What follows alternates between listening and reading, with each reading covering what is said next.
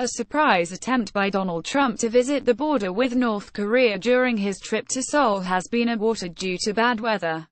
Before the U.S. president arrived in South Korea, officials had said he would not visit the demilitarized zone, because it was a cliché.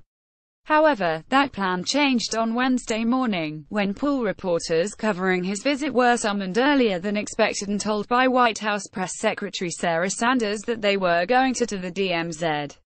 Reporters joined the president's motorcade just after 7 a.m. and headed for Yongsan Garrison, where they boarded Chinook helicopters bound for the DMZ. However, the trip was called off while the helicopters were in the air due to heavy fog. The group waited for an hour in the hope the weather would change, but the plan was eventually abandoned and the president returned to Seoul.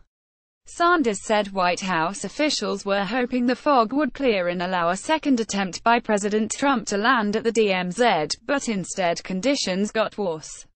She said the President Moon Jae-in of South Korea was going to join Trump there for a historic moment. Sanders said she believes it would have been the first time a U.S. and South Korean president had visited the DMZ together. The effort shows the strong and importance of the alliance between the two countries, Sanders said. Doug Mills at Doug Mills Neat, at Real Donald Trump motorcade sits at a landing zone after a cancelled attempt to visit to the demilitarized zone DMZ because of fog. Pic.twitter.com's Turf24 November 8, 2017 reports in the run-up to Trump's 11-day Asia trip initially said he would visit the DMZ and then that he would not.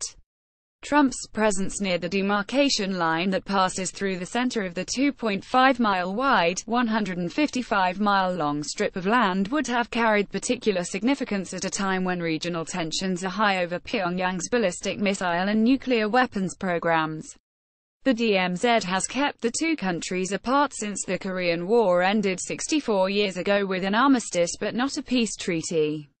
It has been on every visiting president's itinerary, with the exception of George W. Bush, since Ronald Reagan went in 1983.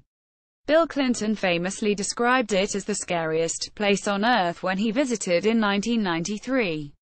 In 2012, Barack Obama told troops stationed there that the contrast between South Korea and North Korea could not be clearer, could not be starker, both in terms of freedom but also in terms of prosperity.